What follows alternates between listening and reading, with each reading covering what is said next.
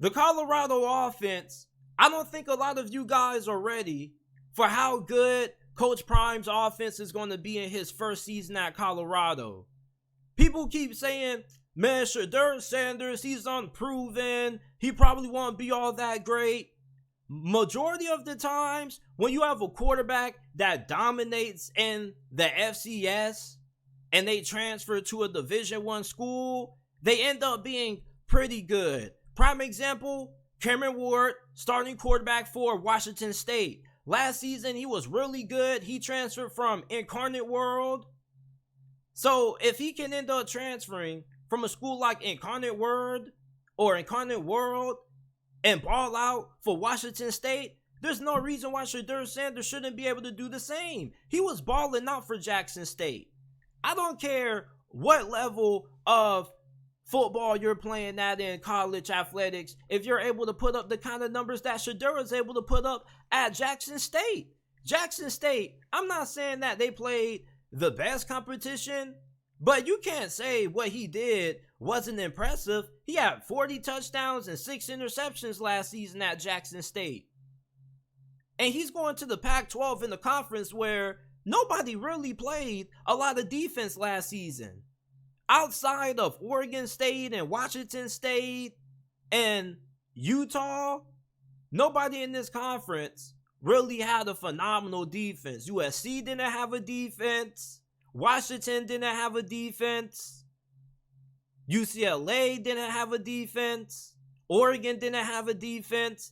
So Colorado's offense is going to have the capability of being able to put up a lot of points and numbers this year. Shedeur Sanders, one reason why he's going to end up having a great season isn't just because he's talented, but he also has a talented supporting cast around him. Colorado, not only do they have great receivers, but they also are deep at that position, and they probably have one of the best receiving cores in this conference. I probably will put them third, right behind Washington and USC. You got your USF transfers, Xavier Weaver, Jimmy Horn, both really fantastic wideouts. Jimmy Horn Jr., he's a really good returner as well. And Xavier Weaver, he was one of the best receivers in the G5 last season. This was somebody who was a second team all AAC selection. And I think that when you look at Travis Hunter, he's also a really good wide receiver as well, plus a really good corner. He's going to be playing both sides of the football this year, and plus they have good depth behind those guys. They also have some true freshmen who can step up. They got Adam Hopkins, Amarion Miller. Both of those guys were 4-star wide receivers that Deion Sanders scooped up on his way into Colorado at National Signing Day. So Colorado's offense, when you look at their playmakers on the outside, they got a bunch of them. And you know, one thing about Deion Sanders is that he has an eye for finding players at wideout and that defensive back. Those are really strong areas of their team. And when you look at this offense, they have plenty of guys who are going to be able to make plays out in space. And then you look at their running back position. I am really excited to watch Alton McCaskill. Now, he got injured last season in the spring at Houston. But if you watched his freshman season, this dude was a true freshman and had 16 touchdowns. It was averaging 5 yards per carry. And not just that, but you look at his size. He's 6'1", 215 pounds. And this dude, not only is he a really explosive runner, but he also is pretty agile for his size. So look out for Alton McCaskill at running back if you're a Buffs fan, or if you're somebody just looking at what Colorado may have at running back.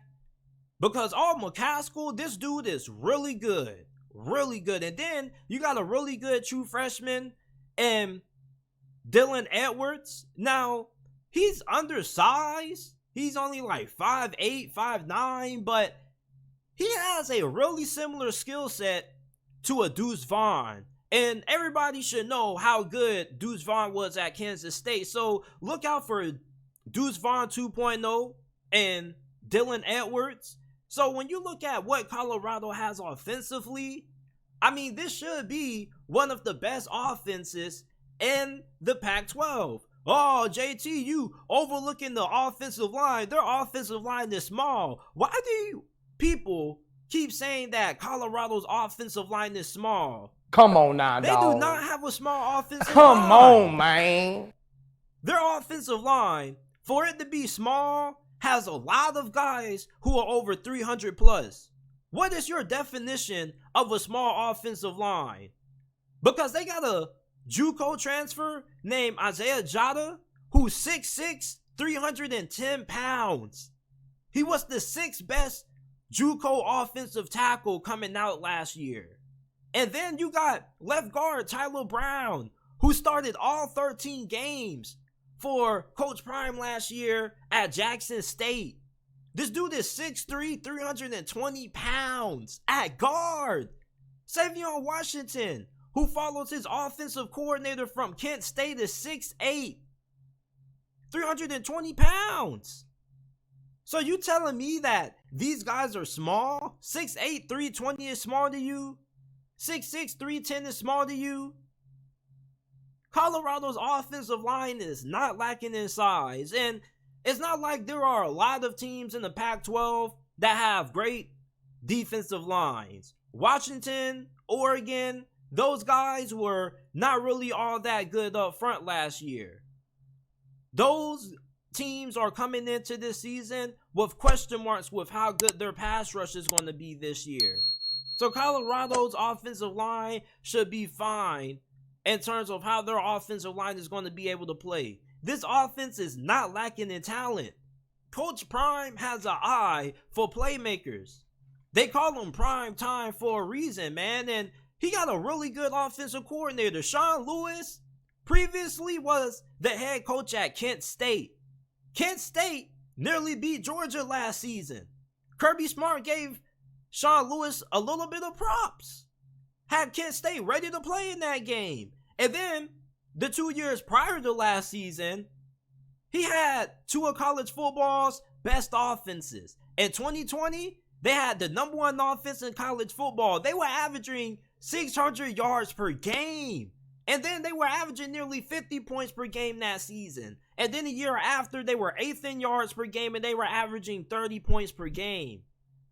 So Sean Lewis is a really good offensive mind. His offenses at Kent State were fantastic. And you look at the fact that he ends up stepping down as a head coach to take this offensive coordinator role. It's a huge win for Colorado. Notre Dame reportedly has some interest in having him replace Tommy Rees as their offensive coordinator.